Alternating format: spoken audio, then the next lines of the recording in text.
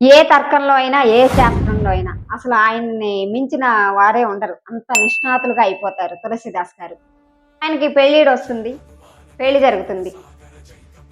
ఈయన ఎంత సంపాదించుకున్నా నిలబెట్టుకుందాము ఆ డబ్బు అని అసలు ఆయనకి ఆలోచనే ఉండదు. వచ్చింది వచ్చినట్టు ఆయన దాన ధర్మాలు చేస్తూ ఉండడం అట్లానే సరిపోతూ ఉంటుందన్నమాట. ఒకసారి తులసీదాస్ గారింటికి కొంతమంది అభ్యాగతులు వస్తారు. ఈయన వెంటనే తులసీదాస్ గారు వాళ్ళ ఆమెను పిలిచి వంట అది ఏర్పాటు చెయ్యి అభ్యాగతులొచ్చారు అని చెప్పేసి ఈయన ఆర్డర్ వేసి వెళ్ళిపోతారు. ఇంట్లో ఏముంది, ఏమి లేదని మగవాళ్ళకి అసలు పట్టదు గదా! అంతా మనకే. వంటింట్లో ఏమున్నాయి, ఏమి లేవు, ఏం చేయాలి అనేది మనదే గదా బాధ్యత. సరే ఇప్పుడు ఏమి లేవు అంటే అభ్యాగత ముందు పరువు పోతుంది. ఎట్లా? అని వెంటనే ఆవిడ వెనక దారి నుంచి షాప్‌కెళ్తుంది.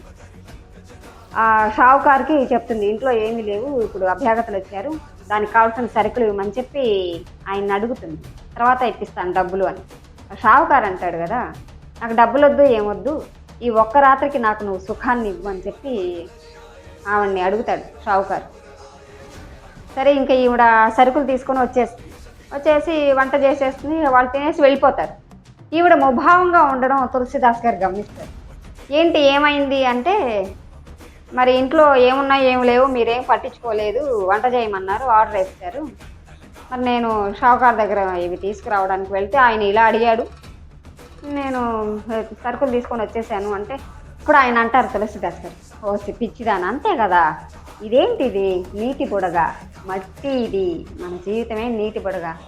అసలు ఈ శరీరమే మనకి అసలు శాశ్వతం కాదు. పద అని చెప్పేసి అప్పుడు రాత్రి పూట వర్షం పడుతూ ఉంటుంది. ఈయన గొడుగులో ఆమెను తీసుకొని ఆయన షావుకారు ఇంటికి తీసుకొని వెళ్తారు తులసీదాస్ గారు. ఈవిడ తలుపు తడుతుంది. షావుకారు తలుపు తీస్తాడు. నువ్వు రావనుకున్నావు కానీ వచ్చావు అంటే అప్పుడు ఆవిడ అంటుంది, తీసుకున్నాను కదా మరి రావాల్సి వచ్చింది అని చెప్పి అంటుంది. ఈ విషయం మీ ఆయనకి తెలుసా అంటే, మా ఆయనే నన్ను దించారు అని చెప్పి ఆవిడ అంటుంది. ఎక్కడున్నాడు ఆయన అంటే, బయటే ఉన్నారు అని చెప్పి. ఒక్కసారి ఆ షావుకారు అలా తొంగి చూస్తారు. తులసీదాస్ గారు రామ్ రామ్ రామ్ అని జపం చేస్తుంటే షావుకారుకి ఆయనలో నుంచి ఒక తేజస్సు కనపడుతుంది. వెంటనే వెళ్ళి ఆయన కాళ్ళ మీద పడి క్షమించండి అని బోర్న ఏడుస్తాను. నేను తప్పు చేశాను, తప్పైపోయింది, నన్ను క్షమించండి, నేనేదో బుద్ధి గడ్డి తిని అడిగాను అని చెప్పేసి ఆయన ఏడ్చేస్తాడు. అక్కడి నుంచి ఆయనలో మార్పు, పరమ భక్తుడైపోతాడు ఆ షావుకారు. ఉన్నదంతా పేదలకి సాదలకి అందరికీ పంచేస్తాడు. రామనామం కానీ భగవంతుని నామస్మరణ అంత అద్వితీయం. మనం ప్రీవియస్ వీడియోస్లో కూడా మనం చెప్పుకున్నాం, ముందు ముందు చెప్పుకుంటూనే ఉంటామని కూడా చెప్పుకున్నాం. నామస్మరణ అంత గొప్పది. ఇటువంటి వారినైనా సరే ఆ నామస్మరణ ఇట్టే మార్చేస్తుంది. వీడియో కానీ నచ్చితే లైక్ చేసి సబ్స్క్రైబ్ చేసుకోండి. మా ఛానల్ కూడా ఆదరించండి. ఇటువంటి మంచి మంచి వీడియోలు మన ఛానల్లో చాలా ఉంటాయి. Thank you. జై శ్రీరామ.